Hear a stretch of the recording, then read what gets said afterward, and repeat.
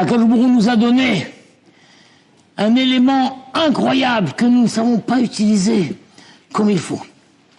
De quoi s'agit-il? Vous savez que la Torah nous raconte qu'il fallait, dans le territoire d'Israël, établir des villes de refuge, à Rémiklat. Il y a eu 3 villes de refuge que Moshe Rabbeinu avait déjà distribuées du côté est d'Israël, de l'autre côté du Jourdain, pour les 2 tribus ennemies qui étaient là-bas. Donc il y avait une ville de refuge dans le territoire de Gad, une de Réhouven et une dans le territoire de la demi-tribu de Ménaché. Ensuite, il fallait 3 autres villes, c'est ce qui a été fait, une au nord dans le territoire de Naphtali, une au milieu dans le territoire d'Ephraïm, dans la ville de Shrem, et une au sud dans le territoire de Yehuda, dans la ville de Hebron. Donc Hebron, c'est une ville de refuge. Voilà. Afin que chacun qui a tué par Shogeg aille s'enfuir dans la ville de refuge. Ils s'enfuient vite pour échapper à la colère et à la vengeance du Goël Adam, d'un membre de la famille qui veut se venger. Donc dès qu'il arrivait, là-bas, il disait « Voilà, si tu es fils, ouais. » Hop, on l'accueillait. On faisait confiance à son scénario, on l'accueillait, on le logeait, et on envoyait le dossier au Bet Din, à Gadol, à Yerushalayim. Et un jour, donc il était convoqué, donc avec une délégation, on l'accompagnait au Bet Din à Gadol, et le Bet Din à Gadol, maintenant, on commençait à faire l'enquête, qu'est-ce qui s'est passé vraiment, là. Et donc il y a 4 scénarios possibles. Soit c'était pas Shogeg, c'était avec préméditation, il y a eu des témoins, tatati patata, donc on le tue. 2, non, c'était pas Shogeg, c'était un honnête. Un honnête, c'est un vrai accident, il n'a aucune part de culpabilité, on le libère. Et on informe la famille qu'ils n'ont pas le droit de le tuer. Il est libéré. Soit c'était avec préméditation, mais il n'y avait pas de témoins, tout ça et tout, donc le Bédine ne peut pas le tuer, mais on ne peut non plus pas l'accueillir dans les refuges, alors on le livre à la famille. Et on dit à la famille, faites ce que vous voulez. Si vous voulez le tuer, vous le tuez. Et le 4e, c'est un vrai cas de Shogeg et tout, et à ce moment-là, il est accueilli dans la ville de refuge. On lui donne un appartement, etc., voilà. Donc la première question qu'il pose quand il arrive dans la ville de refuge, c'est quoi? Je suis là pour combien de temps? Oui, non, et c'est pour combien de temps? Alors on lui dit, ben jusqu'à la mort du Kohen Gadol. Ah, et il est vieux le Kohen Gadol? Ah, ben des fois on dit, bah, t'as de la chance. Il a 110 ans, mais des fois on dit, ah, manque de peau. Il vient de mourir à 119 ans, et son jeune fils de 19 ans vient lui succéder, donc t'en as pour 100 ans ici. Ah! Et moi je veux voir ma famille, Et alors, qu'est-ce qu'ils faisaient? Tous ces gens réfugiés dans les différentes villes de refuge, ils priaient pour que le Kohen Gadol il meure. Ils prient. Mais pourquoi il est gentil, Kohen Gadol? Eh ben moi je veux retourner sur ma femme et maman, qui meurt. Et ils priaient tous ensemble que le Kohen Gadol il meure. Je suis pas gentil, mais il n'est pas le choix, moi, je veux pas. Alors Rachid demande sur place, qu'est-ce qu'il a fait, le pauvre Kohen Gadol, pour que tous ces gens-là vont prier pour souhaiter sa mort? Réponse de Rachid. Oui, c'est que le Kohen Gadol, il a une part de culpabilité dans ce qui s'est passé. C'est que le Kohen Gadol aurait dû prier que de tels drames n'arrivent pas. Surtout à Yom Kippour, quand il rentre. Hachem, je te supplie, que ce soit une année où il n'y ait pas d'accident, qu'il n'y ait pas d'avortement, qu'il n'y ait pas de fausse couche, qu'il n'y ait pas de noyade, qu'il n'y ait pas d'enfants oubliés dans les voitures, qu'il n'y ait pas de soldats qui tuent un autre soldat juif, et qu'il n'y ait pas qu'il aurait dû prier. D'ailleurs, en parlant de ça, c'est terrible, en ce moment, il y a des choses qui se passent. En parenthèse, la semaine dernière, j'ai entendu à la radio, un enfant de 4 ans, je ne sais pas si un garçon ou une fille, a été retrouvé mort dans la voiture, et le journaliste a dit, ça fait déjà, sur telle période, j'ai pas noté la période, 42 enfants retrouvés morts en Israël dans des voitures. C'est un drame, ça. Il y a 42 parents qui ont oublié leurs enfants, c'est un drame. Hier, ma fille me raconte qu'à Bnei Brak, en cours de natation, une moura avec des élèves, 10 élèves, c'est pas beaucoup dans la piscine, leur fait un exercice. Une des élèves lui dit, Mora, j'arrive pas à faire l'exercice et tout. Mais dit, essaye, tu verras, tu verras. Rien, la fille a coulé devant elle, elle s'est noyée. Devant la Mora, qui n'a rien réagi, qui n'a pas su. Ils l'ont sorti. La pauvre, elle est à l'hôpital dans un état. Je veux pas dire, M. Merzo, qu'elle est vivante à l'heure où je vous parle. Mais des choses incroyables, ça. Combien d'enfants sont morts pour avoir ingurgité des choses qui bloquées dans la gorge. Alors des fois c'est une cacahuète, des fois c'est une amande. Là, dernièrement, il y a peut-être un mois, un raisin. Mais je peux envoyer un raisin, c'est tout mou. Et ben, le raisin, il est resté bloqué dans la gorge, là, le gosse, il est mort. C'est quoi ces histoires, tu m'attends, c'est quoi ce monde-là? Mais que fait le Kohen Gadol? Que fait le Kohen Gadol? Ah bah, il n'y a plus de Kohen Gadol. Mais à l'époque où il y avait un Kohen Gadol, eh ben ces choses-là n'arrivaient pas. Et si ça arrivait, eh ben c'est la faute du Kohen Gadol. Le Kohen Gadol, il doit prier la force, la puissance de la tefila, qui fait que quand il rentre là-bas, il doit prier que de telles choses n'arrivent pas, j'en supplie Hachem, que des noyades n'arrivent pas. Des noyades, mais c'est incroyable ça. Là, il y a encore 2 qui se sont noyés dans la mer, là. 2. Tous les jours, on entend des choses.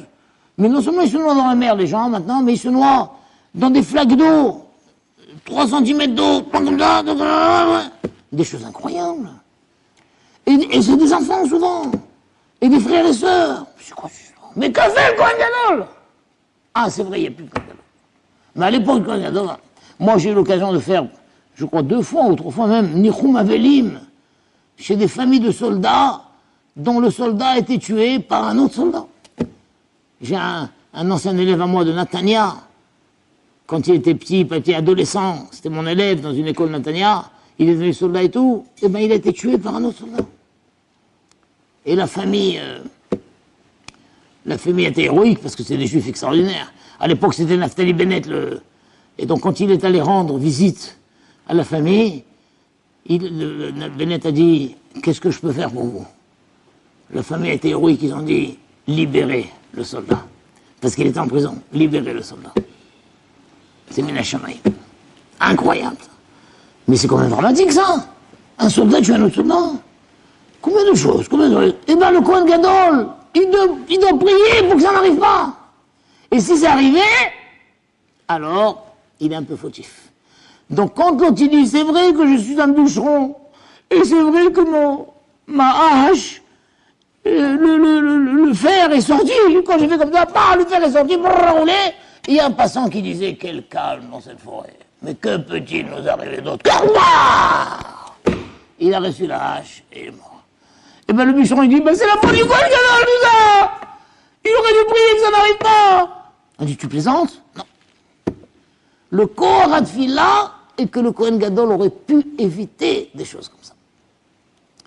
Incroyable, c'est que même nous aussi, on doit prier que des choses comme ça n'arrivent pas. Et si ça arrive, c'est qu'on n'a pas été suffisamment conscient de ça. Donc c'est pour ça que le Kohen Gadol, alors la Gemara a effectivement dit que c'est pour ça que les mamans des Kohanim envoyaient aux réfugiés des petits colis avec des rogueleurs, avec un boscoto, avec une petite écharpe, une paire de gants, une paire de chaussettes, des petites choses. Voilà, s'il vous plaît, ne priez pas pour que le Kohen Gadol y meure. Et comme ça, elle aurait recevé, voilà, allez, voilà, un nouveau colis du copeau, elle envoyait ça. La Gemara dit là-bas, mais comment? Pour éviter qu'il prie, machma que s'il prie pour la mort du Kohen Gadol, il peut mourir. Mais pourtant, il y a un pasouk dans Kohelet qui dit qu'il lat hinam lotavo. Traduction. Voilà, une malédiction gratuite ne vient pas. Le dit, il m'a maudit. Il m'a dit, attends. Pourquoi il t'a maudit? Tu l'as fait quelque chose? Je l'ai rien fait, il m'a maudit. N'aie pas peur. Tu crois qu'une malédiction pour rien, elle arrive? N'aie pas peur. Mais il me maudit. N'aie pas peur. Une malédiction pour rien ne vient pas. Donc comment ça se fait qu'ils peuvent maudire le Kohen Gadol? C'est là qu'elle m'a dit, non, mais c'est pas gratuit. C'est pas gratuit. Le Kohen Gadol, il a une culpabilité, une certaine culpabilité. Laquelle? Il aurait dû prier pour que de telles choses n'arrivent pas. Quoi, avec sa prière, il aurait empêché tout ça? Oui. Quoi, la prière, c'est tellement fort? Oui. La prière, c'est quelque chose d'extraordinaire. Le monde, il dirige, il y a des lois. La première loi, c'est la loi de la nature. Deuxième loi, la loi de Bechira. Un homme, il est libre de faire ce qu'il veut. Troisième loi, il y a des choses qui sont décrétées dans le ciel. Eh bien, la tefila, c'est au-dessus de ça. Avec cette tefila, il peut contrecarrer les lois de la nature. Avec cette tefila, il peut même rentrer dans la Bechira de quelqu'un. Où on voit ça? On voit que Rabbi Meir, il avait des voisins qui le faisaient souffrir, des voyous.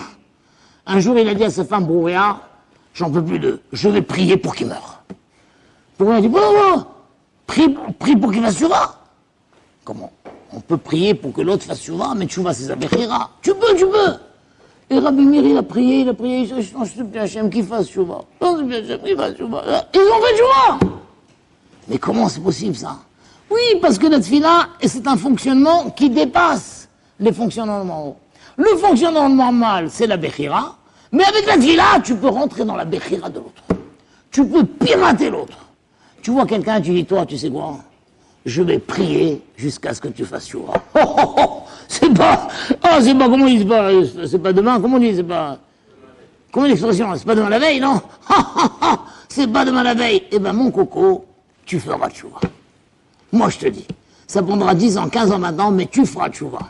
Parce que je vais prier pour que tu fasses tchouva. 20 ans après, tu le vois. Ah, t'as fait tchouva? Bah, attends, je sais pas ce que tu m'as fait, mais tu m'es rentré dans la Bechira. C'est très beau, chacun de nous, il a, papi, mamie, fais tchouva, papi, mamie, pourquoi, mes grands-parents, mes nanana. Et ben, prie pour qu'il fasse tchouva. Quand je peux, la prière peut. La prière, c'est un fonctionnement qui est au-dessus. Même la prière, et elle peut casser une xéra. Par exemple, c'est connu que si quelqu'un, il est sur le point de se fiancer, ça y est, ils ont fait chidour, mazel tov, tout ça et tout, alors c'est bien, allez, on fait des fiançailles. Ah non, c'est pas le moment, là, c'est les 3 semaines, on peut pas, ou des fois c'est Chol HaMoed, on peut pas, on peut pas. Il te dit, attention, des fiançailles, tu peux faire, même, Tisha B'Av, je crois que je peux faire. Tu fais pas de Souda, je fais pas, mais des fiançailles, ça y est, on est d'accord. Pourquoi? Ne repousse pas. Vous êtes d'accord? Ne repousse pas. Pourquoi? Shema yikademenu aher berahamim. Peut-être qu'un autre va le doubler par son koharat tefila. Le garçon, il a vu cette fille, il dit, ah là, il me la faut celle-là. Non, mais il est en chidour déjà avec... mais ils sont déjà fiancés, non pas encore. Hachem, je te dis, je la veux celle-là. Hachem, c'est où elle? Où je me marie jamais. Hachem, c'est où elle? Je me suicide. Hachem, je la veux celle-là. Hachem, je la veux celle-là. Tu vois pas que l'autre, la fille, elle dit, non, tu sais quoi, en fin de compte, je préfère réfléchir. Elle rencontre, vrai. C'est pour ça qu'on leur dit, ne tardez pas, fiancez-vous. Pourquoi? L'autre, peut-être qu'il va encore prier, mais c'est pas un rachat, l'autre. Il va pas il va pas prier pour prendre la fiancée de l'autre, quand même pas. Mais tout le temps où ils sont pas fiancés, il dit, ben pourquoi pas? Mais moi je la veux celle-là! Moi je la veux celle-là! Mais la Gemara dit, mais comment ça peut marcher ça? Pourtant nous savons que quoi? Que 40 jours, terminez ma phrase, 40 jours avant la naissance, c'est déjà décidé. La fille d'un tel pour un tel. C'est déjà décidé! C'est déjà décidé! Hachem il fait rencontrer, mais c'est genre 40 jours avant la conception! C'est déjà décidé, c'est sans zivoug! Tu peux monter au ciel et descendre, tu peux pas lui enlever! La Gemara dit, ben non. Avec le koach hatfila, il peut lui enlever son zivoug. Incroyable, c'est-à-dire, elle, Bémet, c'était le zivoug de l'autre. Mais lui dit, je la veux! Je la veux! Mais c'est pas ton zivoug, c'est son zivoug à lui. Je la veux! Il prie sa chaîne, j'en supplie, il va en côté, il peut l'avoir. Mais comment ça marche? Parce que le koach hatfila, il est au-dessus de tout. Comprenez comme c'est fort ça? Avec la tefila, tu peux tout obtenir. La Gemara dit, ça c'est ce qu'on a dit dans le Babli, mais dans les Yerushalmi, la Gemara elle répond différemment. La question c'est, mais pourtant marqué killatrinam l'otavo, une malédiction gratuite ne vient pas. On a expliqué qu'elle n'est pas gratuite, le Kohen il a une culpabilité. Mais le Yerushalmi il dit, non, shane klala mitfila. La klala c'est une chose, mais la tefila c'est autre chose. Incroyable. C'est-à-dire, si le gars dit, je te maudis, que tu meurs, ou tu crèves, ou tu enterres, ça fera rien. Il me rattrape, il m'a maudit, il faut que je meure. Attends, tu lui as fait quelque chose? Non, je lui ai rien fait. T'inquiète pas. T'inquiète pas. Là, ne fait rien. Mais si l'autre, il dit, je vais prier jusqu'à ce que tu meurs. Je vais prier pour que tu meurs. Je vais prier jusqu'à ce que tu meurs. Ça peut se faire. Le Koharat Tfila va jusqu'à ce qu'on peut même tuer quelqu'un par cette Tfila. Même quelqu'un d'innocent. C'est une chose incroyable. D'après le Babli, le Kohen, il n'est pas si innocent que ça. C'est pour ça que l'autre peut le tuer. Mais par contre, le Kohen, il aurait pu prier pour que ça n'arrive pas. Donc c'est pour ça qu'il a une certaine culpabilité. Mais d'après le Yerushalmi, le Kohen, il est innocent. Innocent. Il n'a rien à se reprocher. Mais quand même, puisque l'autre a appris que ça dépend de la mort du Kohen de sortir, il peut prier pour que le Kohen meure. Vous comprenez quoi c'est pour ça? Incroyable. C'est pour ça que la pauvre mère du Kohen Gadol, elle envoyait des petits colis. Mais entre nous, c'est ces petits colis qui vont faire que le gars, il prie pas. Et bon, elle est bien gentille, la mère du Kohen Gadol, mais c'est pas parce qu'elle m'envoie un bouscoutou ou des croquants que je vais arrêter de prier, moi qui meurt son fils. Qu'est-ce qu'elle a gagné, la pauvre mère du Kohen Gadol? Comprenez ma question? Allez, répondez-moi, à vous. Répondez-moi, qu'est-ce que la mère du Kohen Gadol gagne en envoyant les colis? Est-ce que c'est ça qui va empêcher les réfugiés de prier pour la mort du Kohen Gadol? Allez, proposez-moi une réponse. Ah! Oh là là, un génie! Un génie! Parce que là, la prière, elle sera plus totalement sincère. Il ne peut pas prier. Avant, il disait, mais qui meurt, le Kohen Gadol, moi, il va mourir, le Kohen Gadol! Moi, je veux retrouver ma fille! Mais après qu'il a reçu les colis, il dit, bon, elle est gentille, la maman, mais qui meurt quand même, hein? Qui meurt quand même. C'est fini. C'est fini. La mère, elle est pas dupe, elle est pas naïve, la maman du Kohen Gadol. Elle sait que si les réfugiés prient de tout leur cœur pour que le Kohen Gadol il meure, il va mourir. Elle dit, mais je vais leur casser leur kavana. Je vais leur casser leur sémout. Ils ne pourront plus prier avec autant de hargne. Parce qu'ils vont dire, la pauvre mère, avec tout ce qu'elle nous a donné, oh non, ils continueront à prier, mais c'est fini. Ça veut dire tout ce qu'on dit que la force de la prière, c'est que le gars il prie et qu'il est persuadé que Hachem il peut. Hachem il peut. Si je te demande, toi mon copain, est-ce que Hachem peut? La réponse, oui, bien sûr il peut. L'autre il dit, il peut quoi? Ah ben non. Est-ce que Hachem peut? Toi mon copain, il peut. Bien sûr il peut. Mais il peut quoi? Mais il peut. Hachem peut. Le gars, il dit, Hachem, il peut le tuer, le Kohen Gadol. Il peut, va d'abord. Hachem, il peut. Mais la force de la tefila est tellement forte qu'incroyable. Des fois même si quelqu'un, il s'apprête à faire une avéra, mais il dit, Hachem, je t'en supplie, aide-moi, j'en supplie, ça marche. Même le voleur, il est en train de passer et tout, il sait qu'il y a un signal d'alarme, il s'en supplie, Hachem. Fasse que l'alarme tombe en panne, je t'en supplie, fasse ça tombe en panne.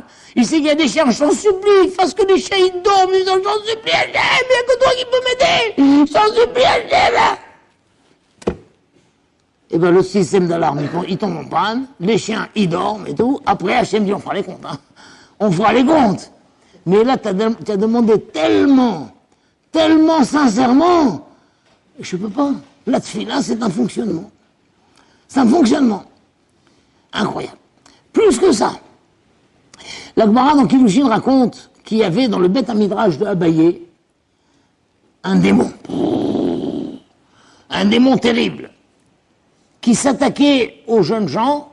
Normalement, un démon, il se cache au Beth Midrash, mais il s'attaque jamais le jour. Et il s'attaque jamais s'il y a deux. Il ne s'attaque que la nuit, et s'il y a un seul au Beth Midrash. Tout le monde est fini, le Seder est fini, 10h, 11h, tout le monde est parti, il y en a un, il est encore plongé dans le Salmara, tout, le démon il va comme ça, il n'y a plus personne, il y en a qu'un, hop, il sort. Le lendemain on arrive, on trouve mort. Chez Abaye, ce démon était tellement fort que même le jour il attaquait, et même s'ils sont deux. Après le Seder du matin, tout le monde est parti, ils sont partis manger, on a fait Midrash, ils sont partis manger, Il y a deux qui ont continué à attendre. Je n'ai pas compris comment le Rav il a expliqué ce Tosfot. Ils sont restés les deux à expliquer là. Le démon il sort. Il n'y en a que deux. Ils reviennent pour 7 de l'après-midi. Mort. Mort. Tous les jours pareil, c'est pas possible ça. Ah ben il faut faire quelque chose. Là. Et un jour, Rav Achabar Yaakov, grand syndic, il est venu dans la ville d'Abaye. Abaye a dit que personne ne l'invite, qu'il dorme au Beth Midrash. Vishema, il c'est ça. Peut-être qu'il y aura un miracle. Personne l'a invité, il était, je peux dormir chez toi, non, Rav, il était étonné. Bon, il a commencé à mettre un banc pour s'allonger. Il s'est rappelé qu'il n'a pas fait Arvit. Il a commencé. Quand il s'est levé pour faire la Mida, Hachem Sefatay Tiftar Fiagit etc. À ce moment-là, un démon à 7 têtes est sorti. 7 têtes comme ça. Et lui, il ne savait pas, ça se passe derrière lui. Et lui, il commence avec Baruch, Ata, Hachem, une tête tombe. Le démon, il continue comme ça. Baruch, Ata, Hachem, Magen, Avraham, bam, deuxième tête tombe. Il continue sa mida, l'autre, le démon, il continue à avancer comme ça. Maudit Manahloula, bam, une tête tombe. Et lui, il se rend compte de rien encore. Baruch, Ata, Hachem, Atov, Shimcha, Olchania, bam, il lui reste plus que 3 têtes, il s'approche. D'abord, il termine la mida, il fait les 3 pas, Ose Shalom, Bimoma, bam, Ubarahama, Ose Shalom, bam, bam. D'accord, il avance, il se retourne, il trouve 7 têtes coupées là-bas. Il s'est mis en colère, il a hurlé, il dit maintenant j'ai compris pourquoi ils m'ont pas invité.